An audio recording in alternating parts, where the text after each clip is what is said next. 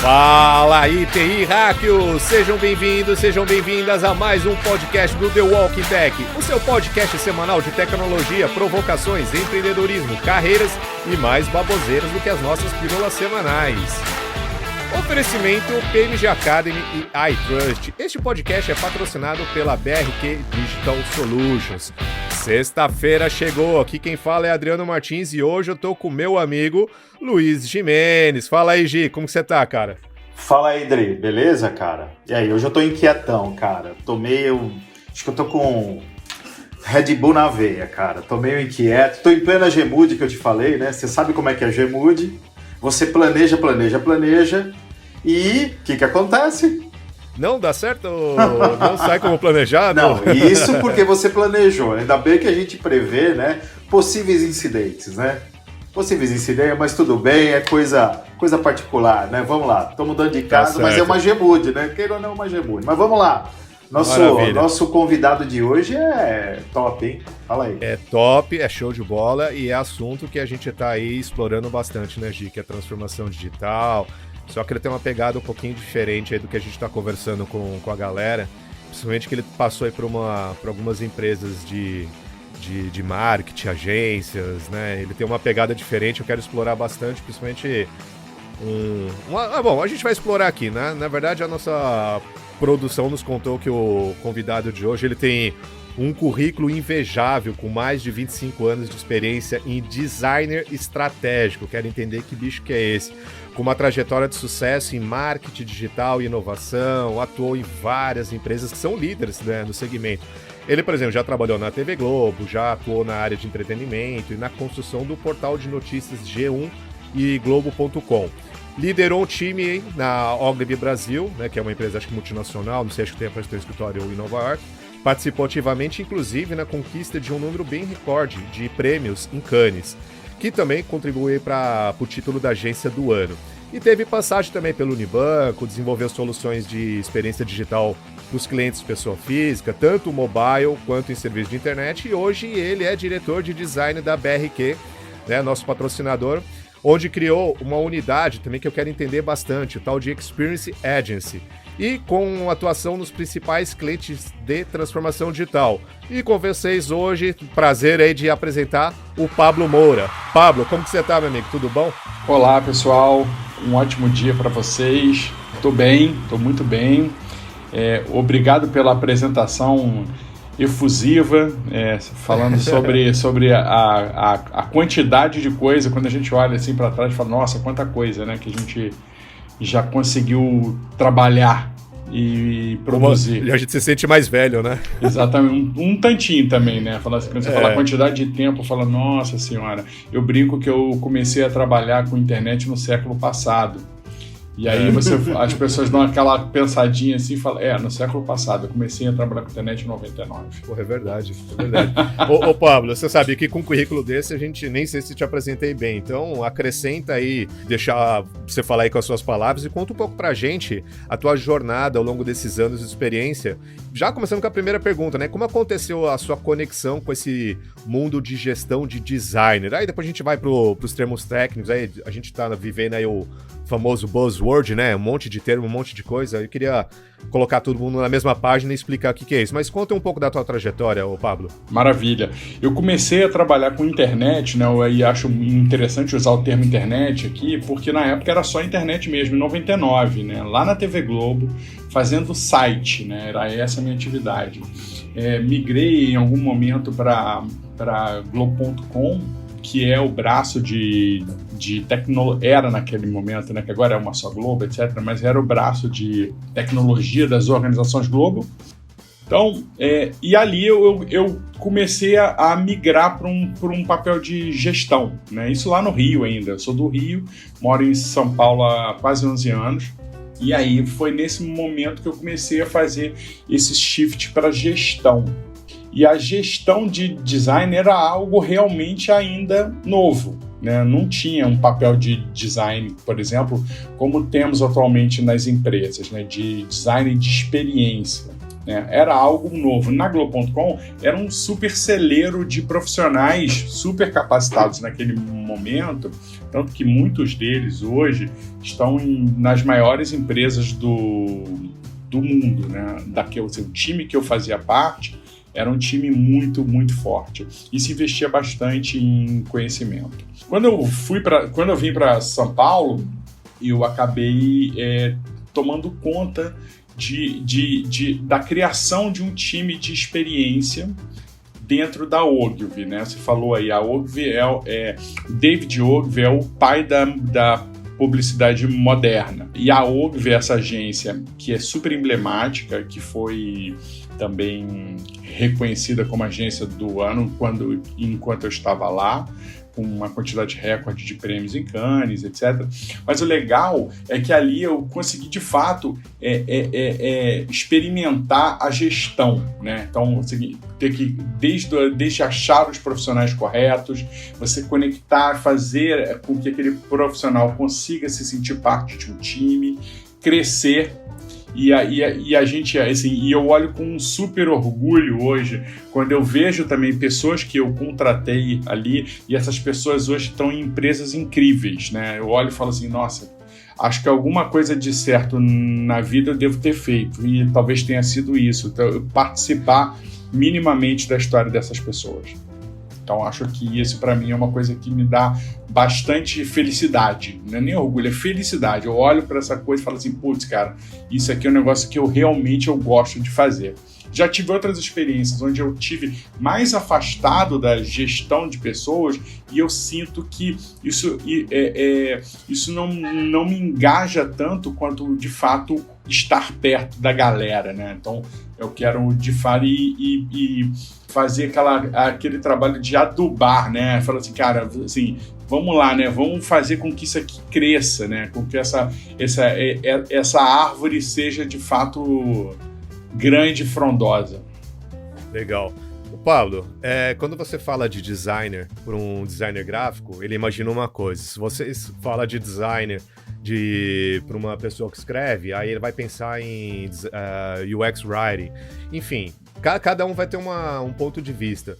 E eu sei que aí foi criado na BRQ uma área chamada Experience Agency. Mas eu queria que você falasse o que é esse bendita palavra design de experiência. Em termos práticos, aonde que ele foca? O que ele trata, o design de experiência? O design de experiência é legal, porque ele é um derivado, evidentemente, lá do design gráfico, da arquitetura em alguns casos, mas ele envolve hoje o que a gente trata como um universo digital, né? Que é a junção do físico com o digital, né? A gente deve, e eu não estou falando que todo mundo está fazendo isso da melhor maneira possível, mas assim, a gente deve ter um olhar holístico sobre a experiência.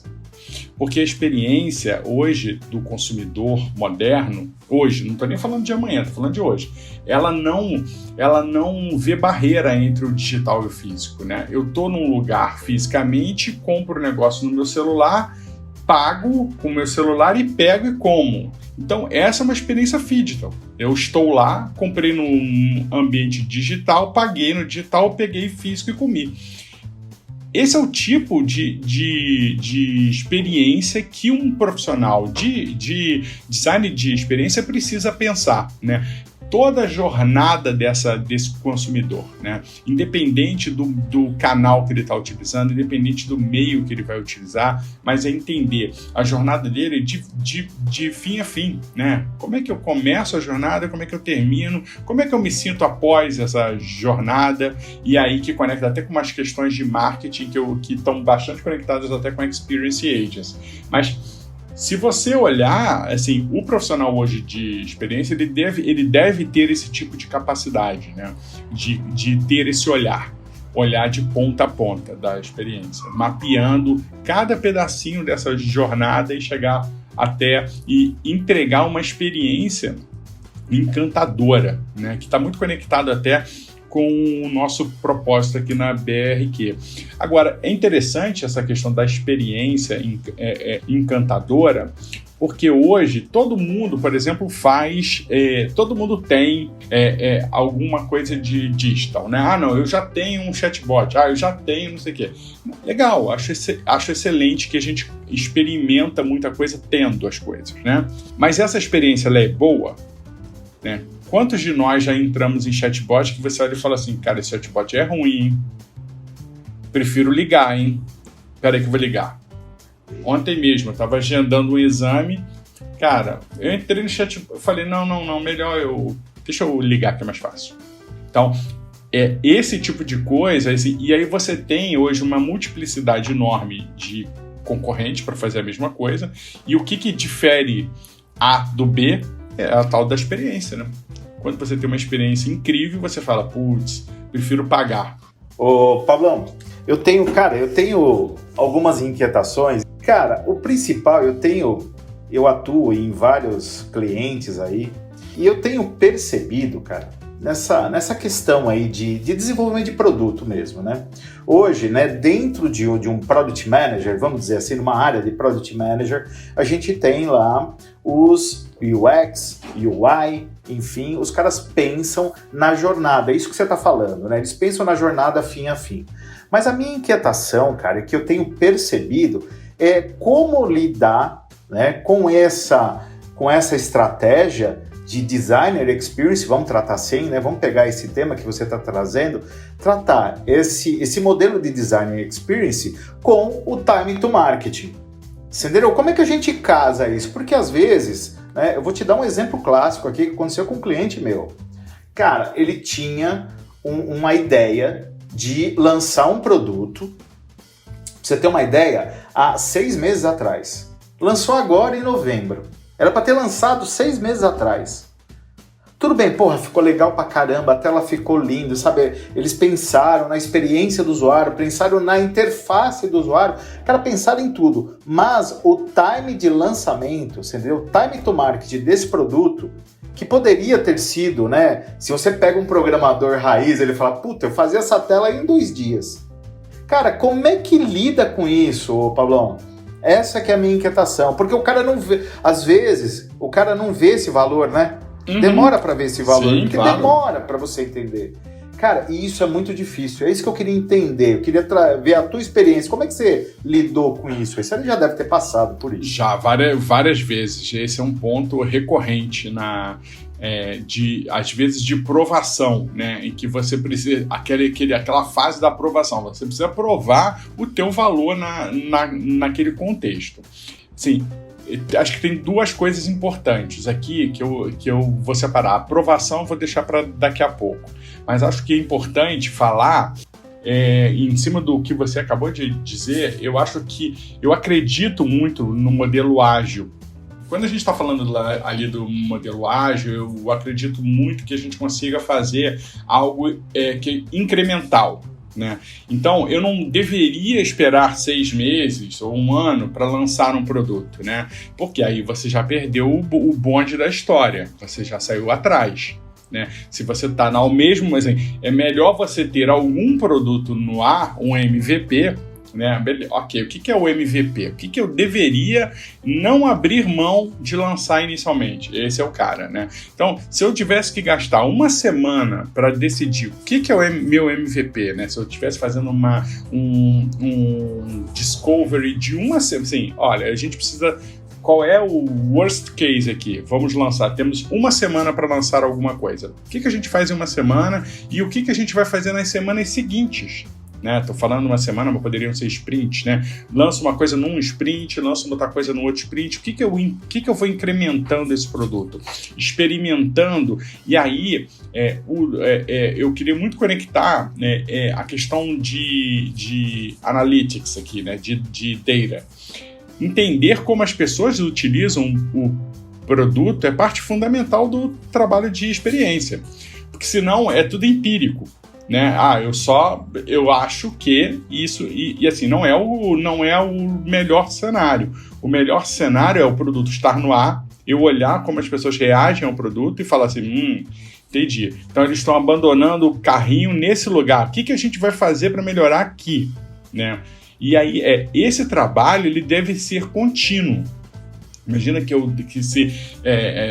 uma abordagem contínua, que você tem uma fase inicial onde você faz uma descoberta para você de fato entender o que é o MVP, o que você pode fazer e entregar inicialmente, e na sequência fazendo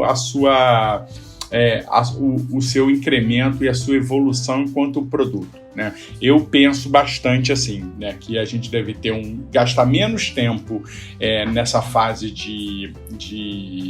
não de descoberta, mas assim, menos tempo numa fase de desenhar todas as telas e entregar o estado da arte de interface, etc., e produção depois, e fazer isso mais integrado e fazer isso de uma maneira que o crescimento aconteça e ao longo do tempo. E a questão da aprovação, né? Toda vez que alguém fala assim, poxa, e aí, mas será que isso vale a pena, né, investir nisso? Quando a gente pensa que grandes empresas estão investindo nisso, né, como, por exemplo, a Amazon, como, por exemplo, a Apple, e são empresas que valem muito e muito dinheiro. Existe um estudo da McKinsey que as empresas que investem em experiências, elas crescem o dobro do que os pares, né? E isso se torna o diferencial, né? O que a Amazon é melhor do que a empresa A, B ou C? Por que a Apple é melhor do que a empresa? Porque o contexto da experiência está muito intrinsecamente ligado ao produto que elas têm. E aqui não é uma coisa assim, eles não gastam uma fortuna, uma fase gigantesca, né? Eles vão fazendo aquilo continuamente. O desenvolvimento de um produto, né, seja ele físico ou não, ele pressupõe que a gente vai iterando e melhorando ele ao longo do tempo. Ô Pablo, se você tivesse que me dar uma sugestão, a gente sabe aí que a gente tem o Growth Hacking, né? Vamos testar. Testar. E aí, e é bem falar esse negócio do time to market também, né? Puta, demorou muito, passou o tempo, já era. O que mais vale a pena, do ponto de vista do Pablo?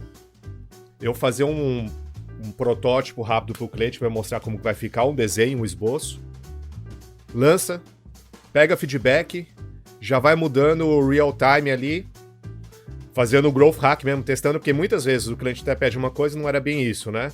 Ou realmente vale a pena fazer bonitinho, demorar um pouquinho mais? Eu sei que a gente tá falando do time to market, mas não seria legal lançar um pouquinho melhor, levar um pouquinho mais de tempo? Ou é melhor ir para as cabeças mesmo, senão o concorrente vai e te abocanha? Eu sempre tenho essa dúvida, principalmente com as coisas internas. Eu faço um pouquinho mais de planejamento para ir mais bonitão, ou eu vou desse jeito mesmo de qualquer jeito? Porque pode dar a impressão pro cliente, assim, puta, que porco. Por que eu não vou ficar colocando versão beta toda hora, né? É beta. Então, assim, qual que é a sugestão do Pablo? A sugestão depende, né? É bem depende mesmo. É bem depende. Resposta de consultor. Não vale, cara. É bem depende. E eu vou te contar o porquê que depende. Se você tem uma hipótese que ela precisa ser testada muito rapidamente, por exemplo, eu quero lançar um produto que ninguém tem no mercado.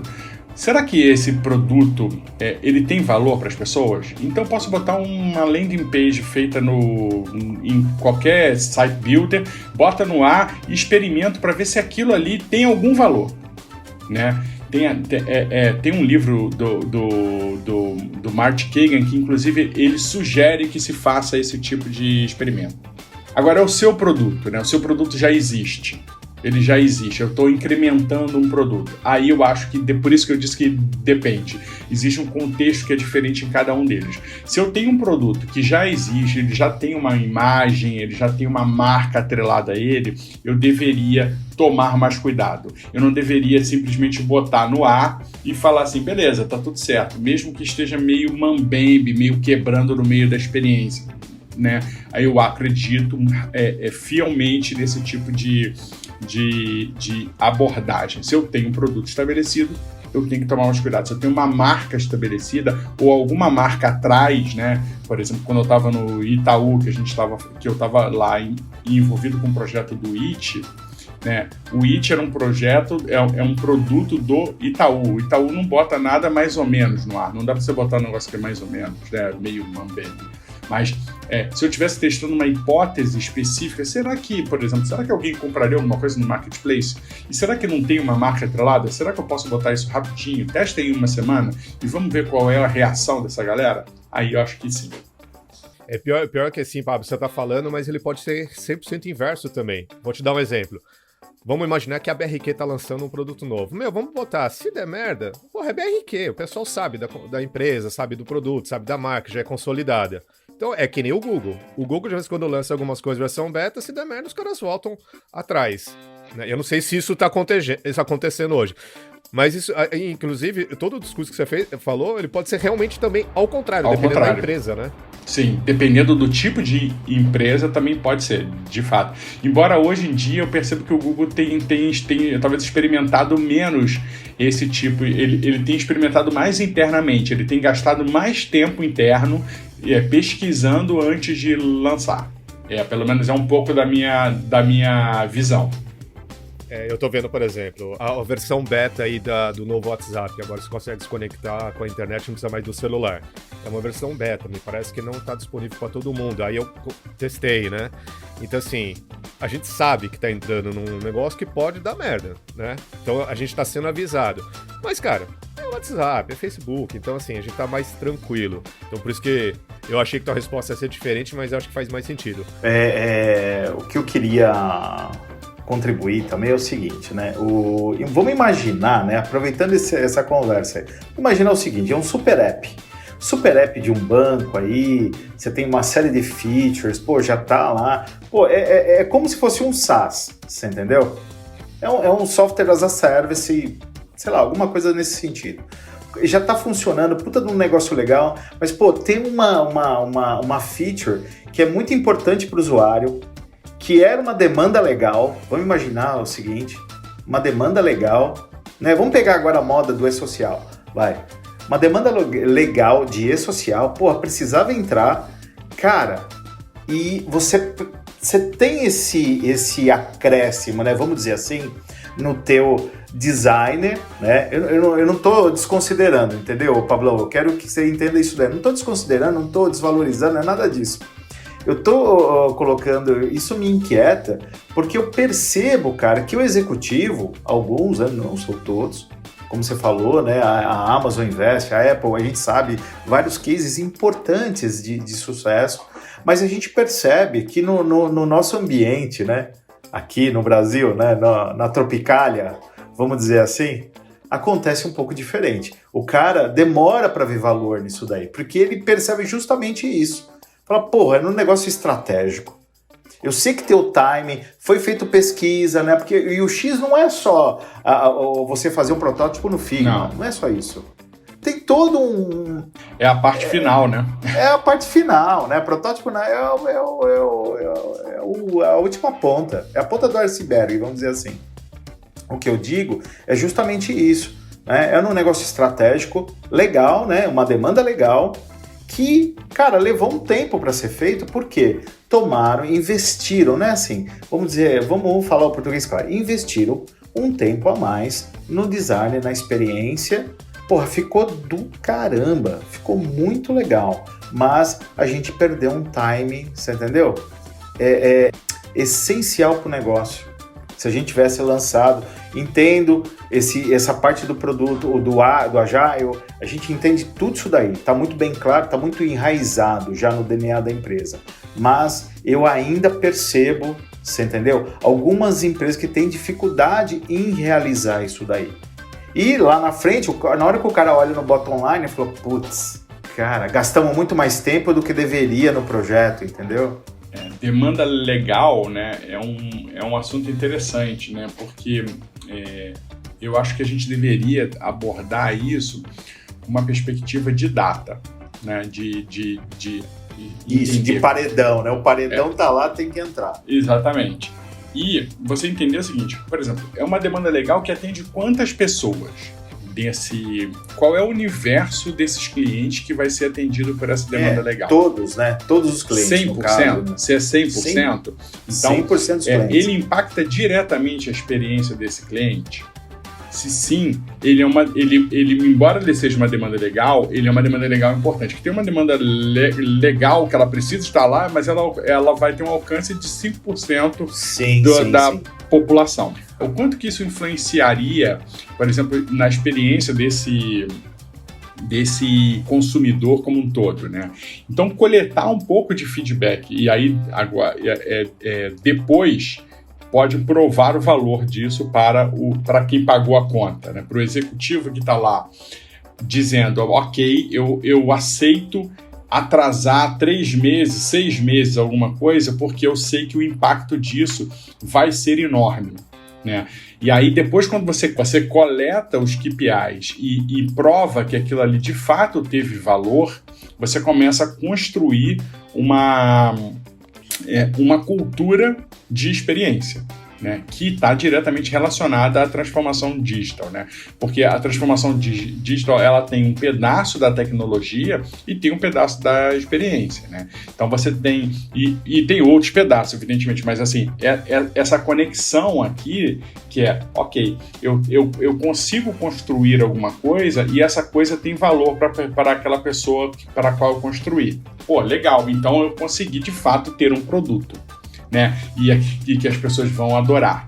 Então, eu acho que aqui, nesse caso, quando a gente tem essa junção, eu consigo ter um ambiente onde eu consigo provar o valor da experiência naquele projeto. Agora, eu particularmente, eu não gosto mesmo de gastar muito tempo de prototipação, muito tempo assim, que aí você está fazendo um waterfall, né? Muitas e muitas vezes.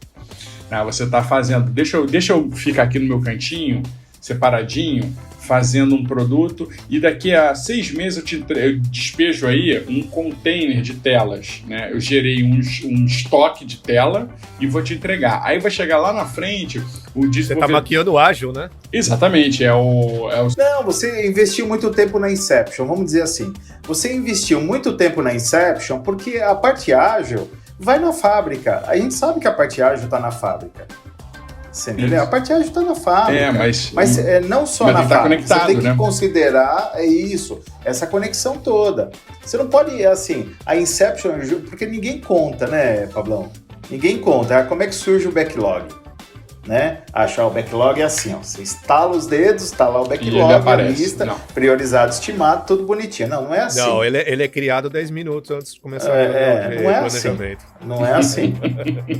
Por isso, mas é o que eu estou te dizendo, né?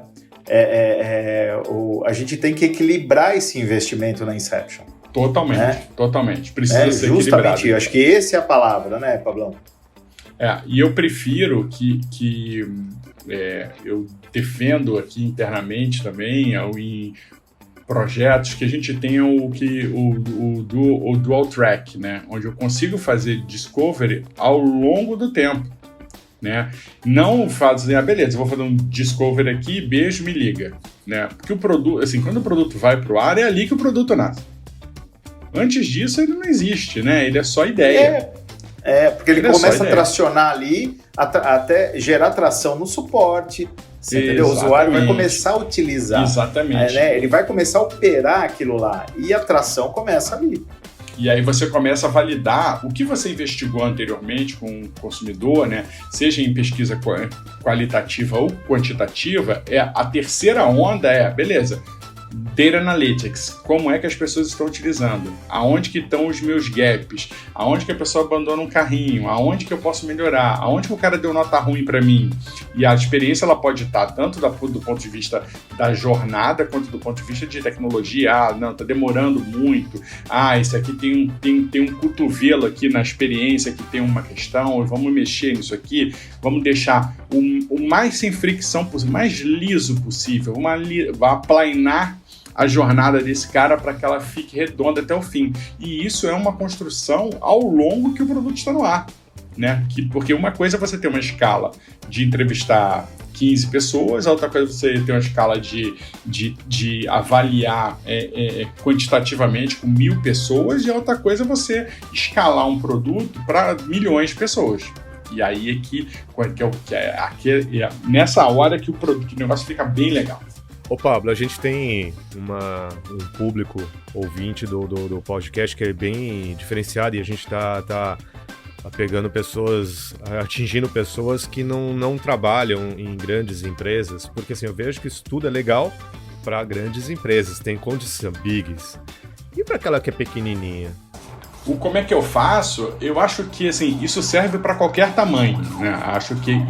Eu acho que o importante aqui é que a gente pense que isso serve para qualquer tamanho de empresa. Isso serve para a gente fazer... eu tenho que fazer um produto para... Assim, eu não tenho um produto, eu não tenho uma empresa e eu queria pensar em resolver o problema de alguém, né?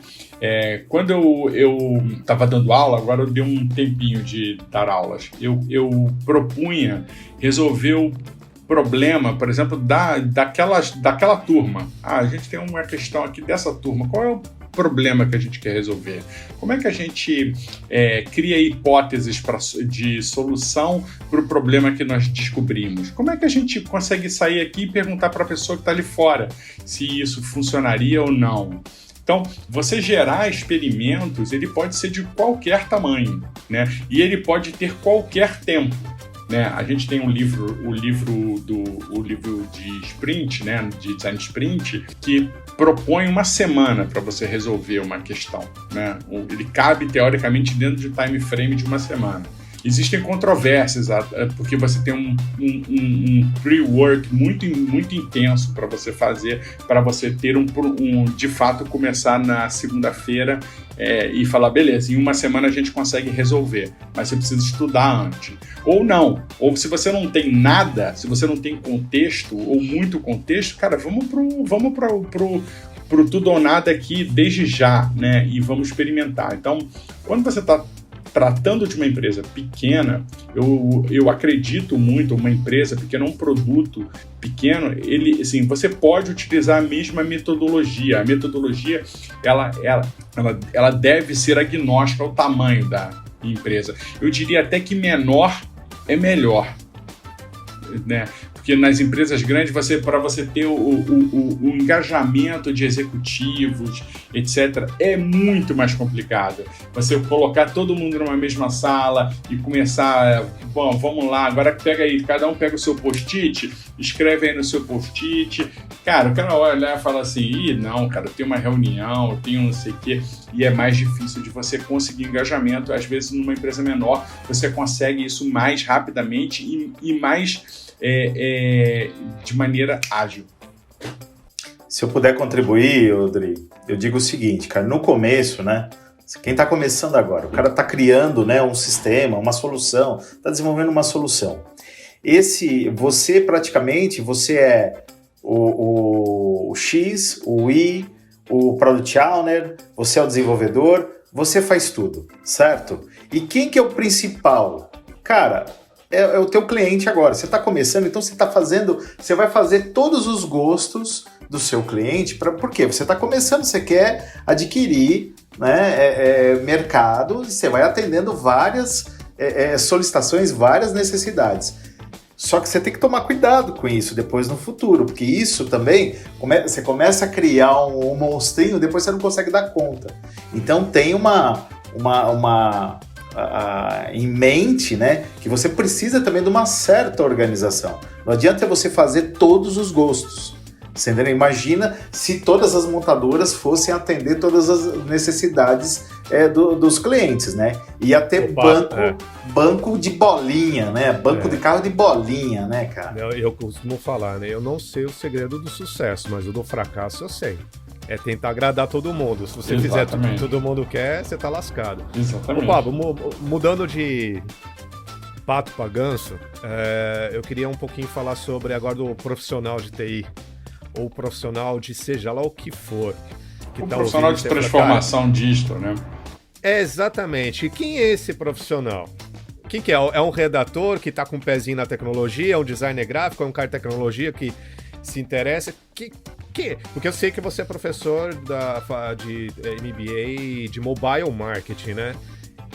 Dali surgem bastante gente para virar um futuro, um product manager, um cara fazendo discovery. De onde vem esses cabras? Cara, hoje está vindo de todo canto, né? E eu já passei por muitas fases dessas movimentações, né? Em algum momento, os profissionais de UX, assim, vinham muito de biblioteconomia. Tinha muita... Aí, depois de um tempo, começaram a vir pessoas de arquitetura mesmo. E aí tinha muito a ver com uma questão de transição de carreira. Recentemente, eu tenho percebido que está vindo de todo canto, né? Tenho visto muita gente de desenvolvimento, muitos desenvolvedores em transição de carreira para o design estratégico e vice-versa. Então você tem um cara aqui, às vezes, não design estratégico, mas um cara mais de UX, UI, o cara movimentando, por exemplo, para Analytics, ou movimentando para desenvolvimento front-end. Então você tem essa mistura bem acontecendo intensamente agora. Agora, da onde que vem? Né? E vem de muita experimentação. Onde que eu encontro essas pessoas, né? Muitas e muitas vezes são pessoas que têm uma formação A, B ou C, e aí nesse caso pode ser interessante que eu vou falar, né? Que às vezes independe da formação. Né? Eu já trabalhei com pessoas incríveis que não tinham uma formação de curso superior. Tá? E eu defendo arduamente que a pessoa faça o curso. Tá? Eu acho que é fundamental, mas algumas pessoas, por alguma razão do destino, não fizeram. Né? E são brilhantes no que fazem, brilhantes. Não são todas, evidentemente, mas assim, o repertório das pessoas é o que mais conta para mim. Na hora que você conversa com alguém, o repertório dela de quais foram os projetos que ela já participou, ou ela viu, ou ela sabe como foi feito, ou ela leu alguma coisa sobre.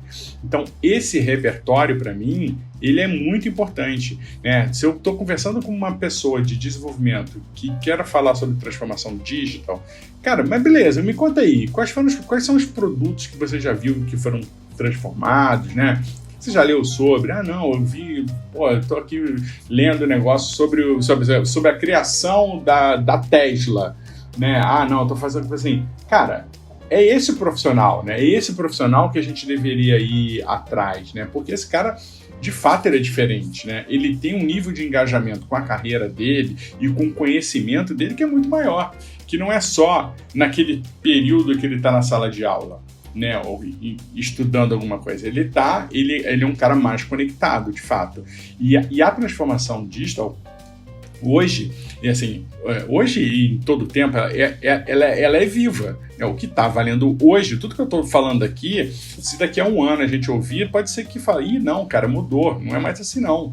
Esse cara está falando besteira, o contexto é de hoje, então o contexto está mudando radicalmente o tempo inteiro. Então, né, se a gente pensasse que há 2 anos atrás a gente ia ter a gente ia falar, não, vai todo mundo trabalhar em home office e vai funcionar. E o e-commerce vai ter que se acelerar. Não vai acontecer isso nem em 10 anos. Né? E a coisa, de repente, vira e a gente precisa acelerar nessa direção. Então, o conhecimento, estar conectado aos fatos do dia a dia é muito importante. Pablo, curto e grosso resposta.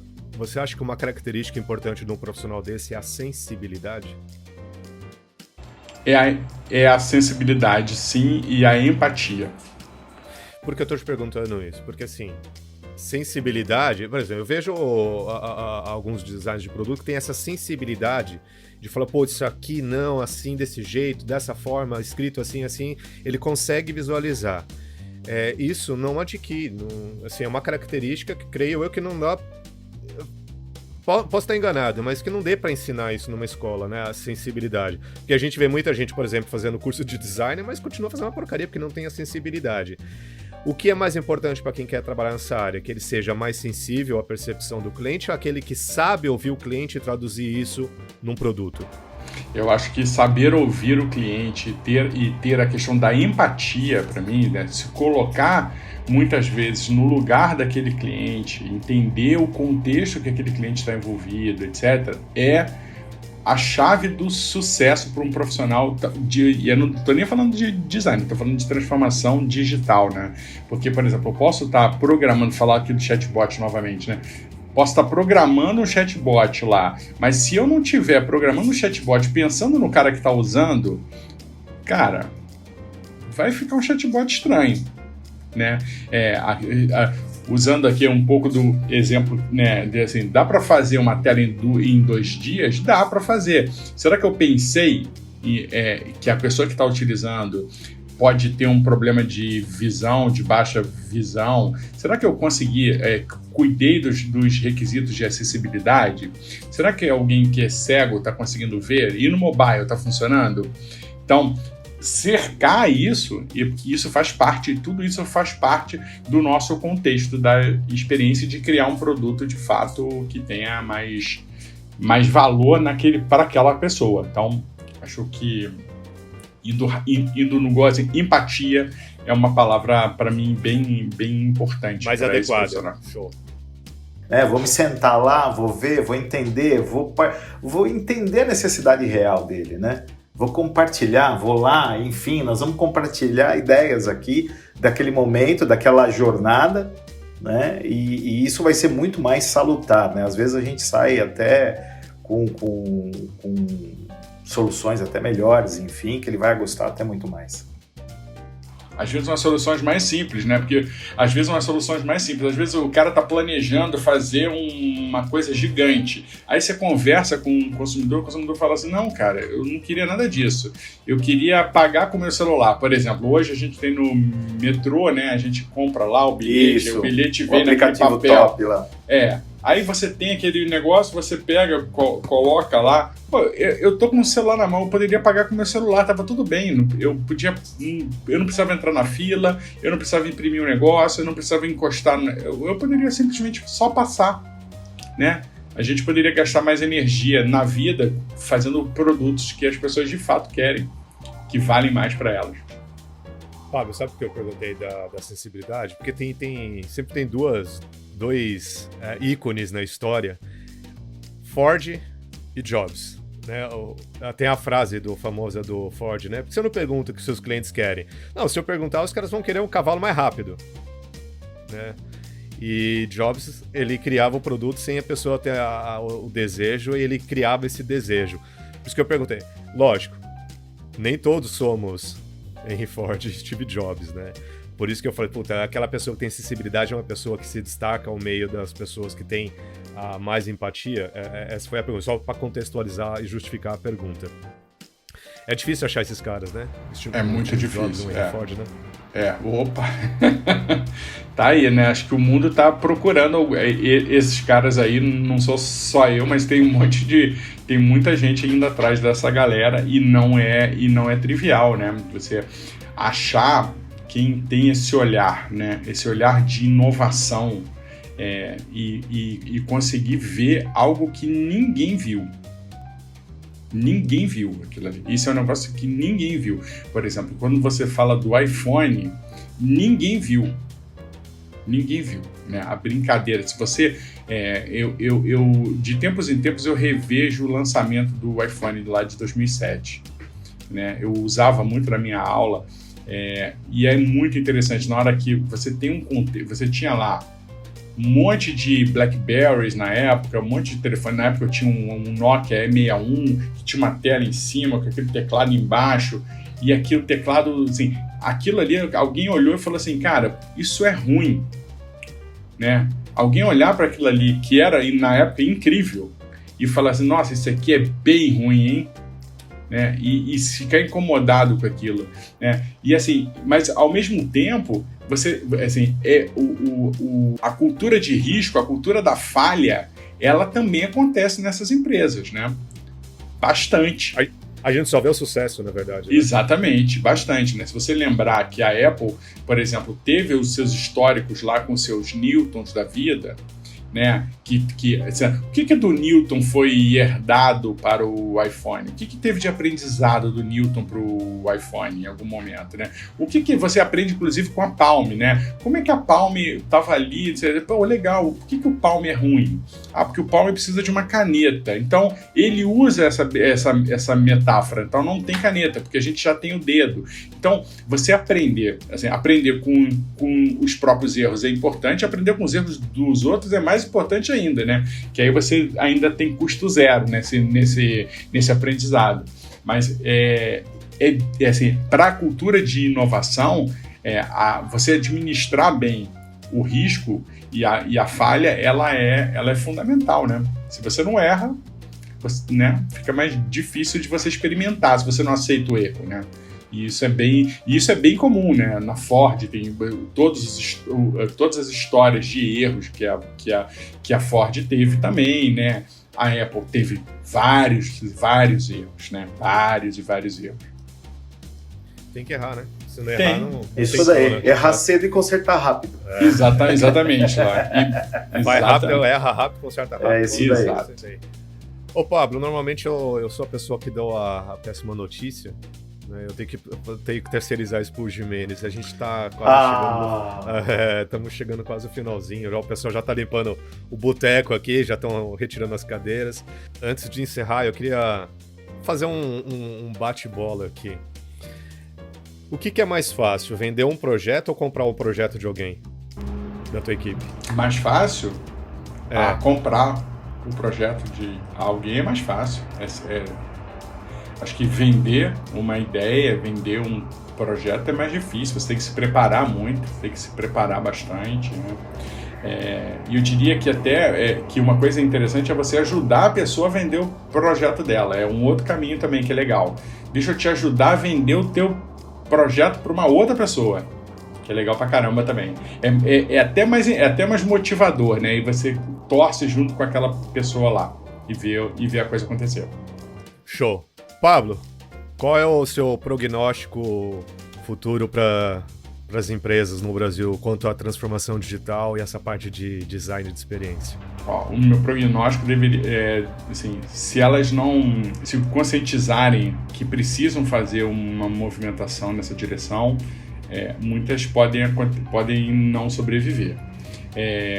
E as que estão no movimento, elas precisam de fato ter uma transformação mais livre, sem silo, sem eu sou dono desse terreno aqui, ninguém mexe nesse terreno, né?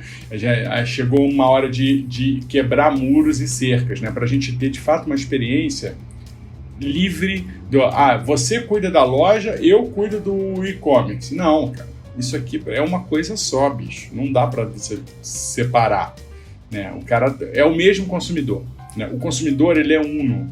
Ele não dá para você, esse consumidor é meu, aquele consumidor é seu, mas é o mesmo cara. O CPF é o mesmo, tudo bem?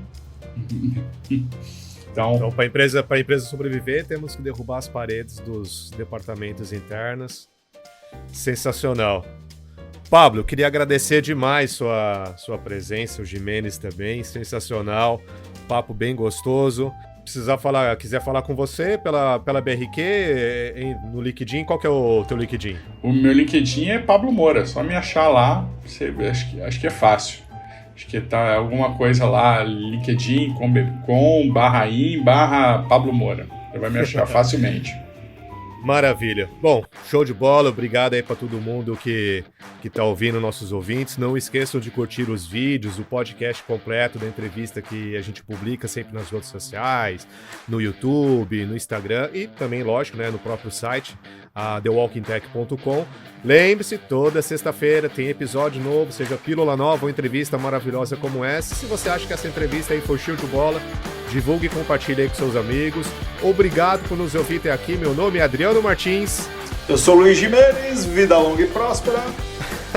Até o próximo episódio do podcast semanal do The Walking Tech, patrocinado pela PMG Academy. Falou, TI Hackers!